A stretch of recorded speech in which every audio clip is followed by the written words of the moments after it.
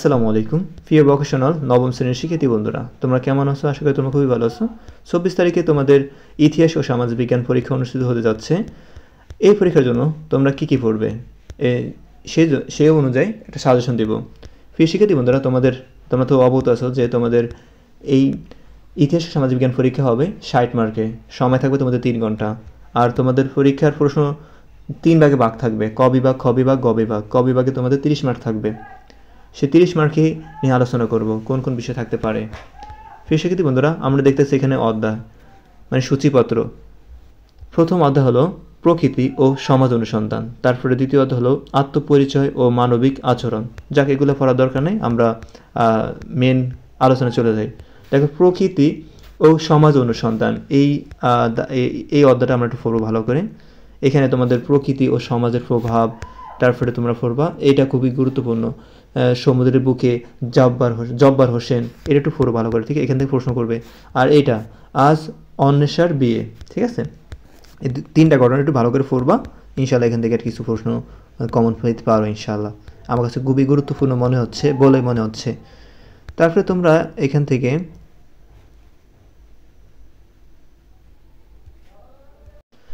প্রিয় শিক্ষার্থী বন্ধুরা, তোমরা 8 পৃষ্ঠায় দেখবে 8 পৃষ্ঠায় দেখবে তথ্য গ্রহণের সময় করণীয়। বলতে পারে তোমাদের প্রশ্নে যে তথ্য গ্রহণের সময় করণীয় কি কি।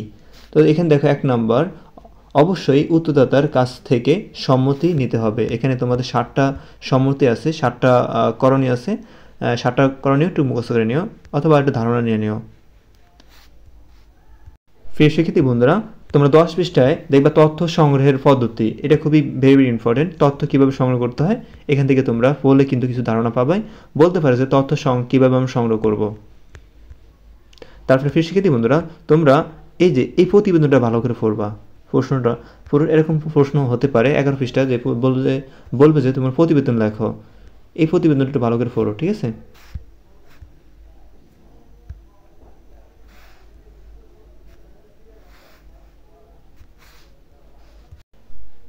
প্রিয় শিক্ষার্থীরা, তোমরা আরব বেদুইনদের জীবন, এই ঘটনাটা ভালো করে পড়বা। এটা 17 পৃষ্ঠায় আছে। আরব বেদুইনের জীবন, এটা ভালো করে পড়বা। এটা খুবই ইম্পর্টেন্ট। দেখো, এখানে বলছে যে অনুশীলনী কাজ, এই অনুশীলনী কাজটা ভালো করে পড়বা। যে আরব বেদুইনদের আচরণিক বৈশিষ্ট্য নির্ণয় করো। বলতে পারে, প্রশ্ন থাকতে পারে, আরব বেদুইনদের আচরণিক বৈশিষ্ট্যগুলো নির্ণয় করো। তারপরে দেখো এখানে, না এটা আসবে না, এটা গুরুত্বপূর্ণ না। দেখো প্রিয় শিক্ষার্থী বন্ধুরা, এইটা সাহিত্য ও সংস্কৃতি সম্মেলন, এটা ভালো করে পড়বা। এখানে ডক্টর মোহাম্মদ শহীদুল্লাহ আর আব্দুল করিম, এই ঘটনা খুবই গুরুত্বপূর্ণ, আমি মনে করি, ঠিক আছে? তারপরে দেখো কি মাওলানা আব্দুল হামিদ খান ভাসানী, এই ঘটনা একটু ভালো করে পড়ো, কারণ এই মাওলানা আব্দুল হামিদ খান ভাসানী থেকে প্রশ্ন করার সম্ভাবনা খুবই বেশি। এই যে এটা ভালো করে পড়বা, ঠিক আছে? এখানে এসব সম্মেলন 1961 সালে, এখান থেকে এটা ভালো করে পড়ো। তারপর দেখো এখানে সংস্কৃতি স্বাধিকার আন্দোলন, ঠিক আছে? এটাও একটু ভালো করে পড়ো, এখান থেকে প্রশ্ন সম্ভাবনা খুবই বেশি।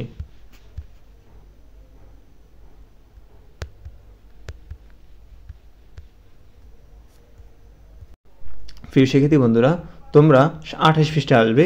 28 পৃষ্ঠার তোমরা দেখবা বাংলা অঞ্চলের ভৌগোলিক পরিবেশ ও কয়েকটি প্রশ্ন। এখান থেকে তোমরা ক নাম্বার কিছু প্রশ্ন খুঁজে পাবা, ঠিক আছে? এখানে বদ্বীপ সম্পর্কে কিছু বলা আছে, তোমরা বদ্বীপ সম্পর্কে কিছু পড়ে নিবা, ঠিক আছে? এখান থেকে তোমরা ক নাম্বারের কিছু প্রশ্ন পাবা, ঠিক আছে? এই মানচিত্রটি ভালো করে দেখো, এই মানচিত্র থেকে কিছু কোশ্চেন আসতে পারে আমার ধারণা মনে হচ্ছে। দেখো, এই যে মানচিত্রের পাশে এগুলো লেখা আছে, লেখাটা একটু ভালো করে পড়বা, ঠিক আছে? ইনশাআল্লাহ এখান থেকে কিছু কমন পাবা। ওকে,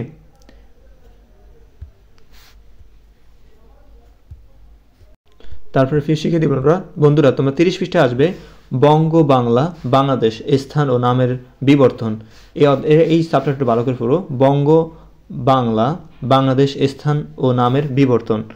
এটা ভালো করে পড়বে। আর আরেকটা কথা, তোমাদের ইতিহাস সমাজ বিজ্ঞান একটু সালটা থাকতে পারে, সালটা মুখস্থ করতে হবে, কারণ কি ইতিহাসের কথাই তো সাল নিয়ে নাকি, আগের ঘটনা, আগে কি করছে, এগুলো তো তোমাদের সালে থাকবে। এগুলো আর্টসের বিষয় তো একটু সালটা বেশি থাকে আর ওদের, ঠিক আছে? একটু ভালো করে পড়ে নিও। তারপর দেখি এখানে আর কি আছে। প্রিয় শিক্ষার্থী বন্ধুরা, তোমরা 33 পৃষ্ঠা দেখবে যে পরিচয় গঠনের মধ্যপর্ব বাঙ্গালা থেকে বেঙ্গল মানে বাংলা, এটা কিভাবে আসলো এই ঘটনাটা একটু ভালো করে পড়ো, কারণ এখানে প্রশ্ন করতে পারে পরিচয় গঠনের আচ্ছা বাংলা থেকে বেঙ্গল কিভাবে হলো, ঠিক আছে, বা ব্যাখ্যা করো। প্রশ্ন কি হতে পারে, বাঙ্গালা থেকে বেঙ্গল বর্ণনা করো, ঠিক আছে, এরকম থাকতে পারে। আশা করি বুঝতে পারছো, এই ঘটনার ফলে তোমরা বুঝতে পারবা। তারপর পরিচয় গঠনের সর্বশেষ পর্যায়ে বাংলা থেকে বাংলাদেশ, বাংলা থেকে বাংলাদেশ বর্ণনা করো, ঠিক আছে, বাংলা থেকে বাংলাদেশ কীভাবে হলো এই ঘটনাটা পড়বা। তারপর এটা দরকার নেই, এটা দরকার নেই, প্রশ্ন করবে না।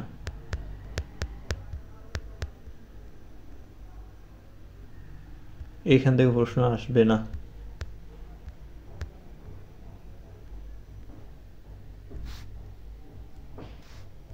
প্রিয় শিক্ষার্থী বন্ধুরা, তোমরা বের করবা রাজনৈতিক কাঠামো ও নাগরিক দায়িত্ব, রাজনৈতিক কাঠামো ও নাগরিক দায়িত্ব, এই অধ্যায়টা একটু বের করো। এই অধ্যায় থেকে এই জিনিসটা খুবই গুরুত্বপূর্ণ, স্থানীয়ভাবে বিদ্যমান সামাজিক ও রাজনৈতিক কাঠামো কার্যক্রম পরিচালনা সম্পর্কে বৈজ্ঞানিক পদ্ধতিতে অনুসন্ধান, ঠিক আছে, এটা একটু ভালো করে পড়বা। এখানে দেখো, এখানে কাজটি করার জন্য আমরা দুইটি পৃথক প্রশ্নমালা তৈরি করে এটা পুরো ভালো করে এখান থেকে কিছু এমসিকিউ তোমরা কমন পাবা, সরি এমসিকিউ তো না, তোমাদের ক নম্বর প্রশ্ন কমন পাবা, ঠিক আছে। তারপরে এখানে কিছু নাই, এটি পড়ার দরকার নাই। হ্যাঁ, এটা একটু ভালো করে পড়ো, স্থানীয় বা বৈশ্বিক প্রেক্ষাপটে এটা কি 52 পৃষ্ঠা, ঠিক আছে, বিদ্যমান সামাজিক ও রাজনৈতিক কাঠামোতে প্রভাব ফেলে এমন কিছু কাজের তালিকা প্রণয়ন করো, এটা ভালো করে পড়ো, এটা খুবই গুরুত্বপূর্ণ, ঠিক আছে।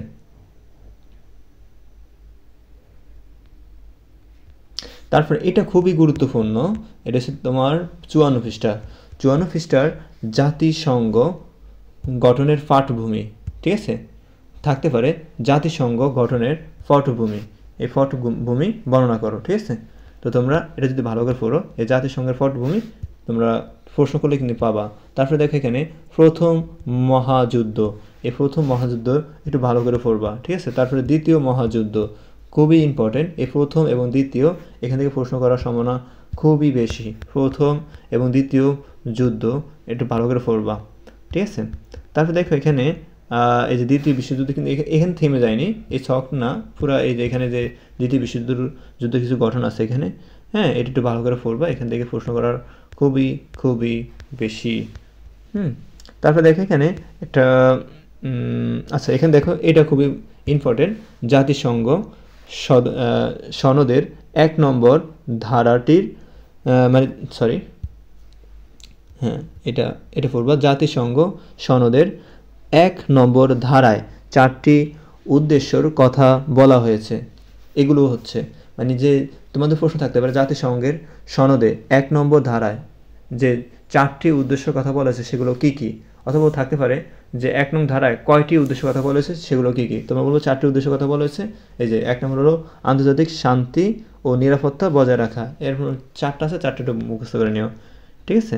আর এখানে আছে 7টি মৌলিক নীতি সামনে রেখে, হ্যাঁ, মানে আমার বল প্রশ্ন করতে পারে তোমাদের ক নম্বরে প্রতিটি দেশে কয়টি মৌলিক নীতিকে সামনে রেখে তাদের রাষ্ট্রীয় কার্যক্রম পরিচালনা করবে, তোমরা লিখবা 7টি, ঠিক আছে। এরকম বড় জিনিস লিখতে নাও বলতে পারে।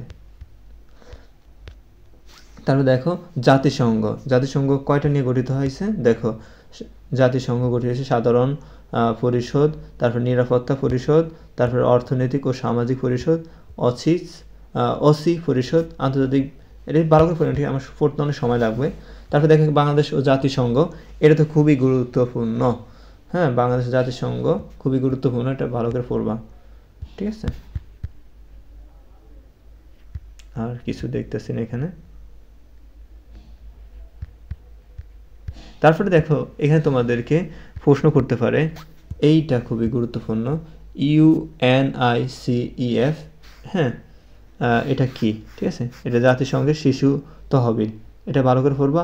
আর UNICEF এটা কি, এটা এরকম প্রশ্ন ক নামে থাকতে পারে, তো লিখবা যে ইউনাইটেড নেশনস চিলড্রেন ফান্ড, ঠিক আছে, এটা থাকতে পারে প্রশ্নে, শুধু এটুকু থাকবে, তোমার এটা পুরোটা লিখতে হবে, ঠিক আছে।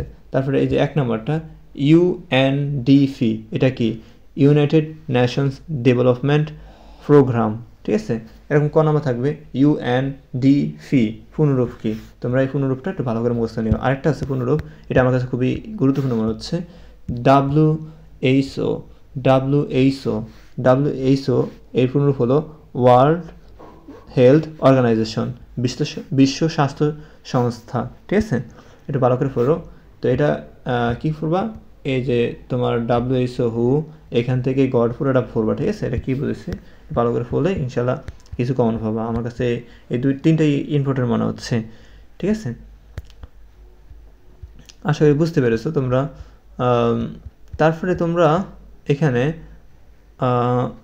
এইটা,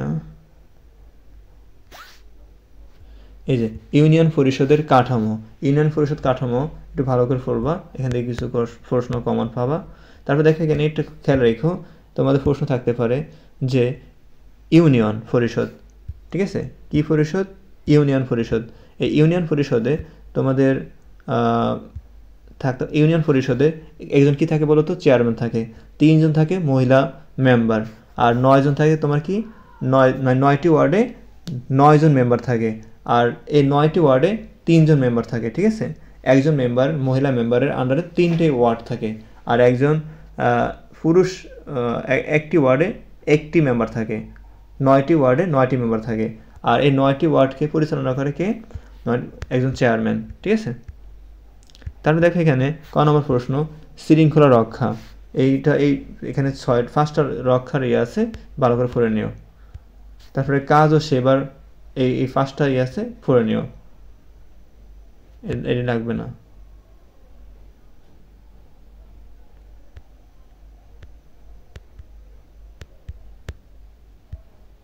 তারপরে পড়বা তোমরা, প্রশ্ন থাকতে পারে উপজেলা পরিষদের কাজ। উপজেলা পরিষদের কাজ কি, ঠিক আছে? উপজেলা পরিষদের কাজ কি, এরকম প্রশ্ন থাকতে পারে। তো তোমরা এই উপজেলা পরিষদের কাজ কি, এখানে 3টা কাজ আছে, 3টা কাজ দেখে নিও, ঠিক আছে? তারপরে এখানে প্রশ্ন করছে জেলা পরিষদের 2টি কাজ, প্রধান কাজ ও ঐচ্ছিক কাজ। দেখে এখানে উল্লেখযোগ্য প্রধান কাজ কি, এর নিচে দেওয়া আছে।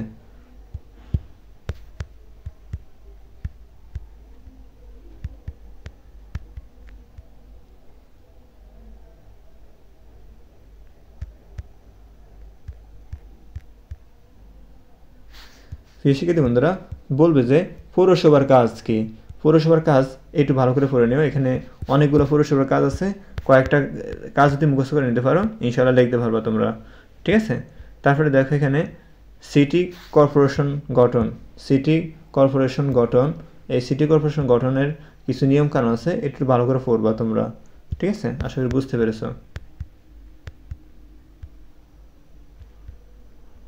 শিক্ষার্থী বন্ধুরা আজ এই পর্যন্তই, তোমাদের তারপরে ভিডিওতে খ বিভাগ নিয়ে আলোচনা করব। ধন্যবাদ।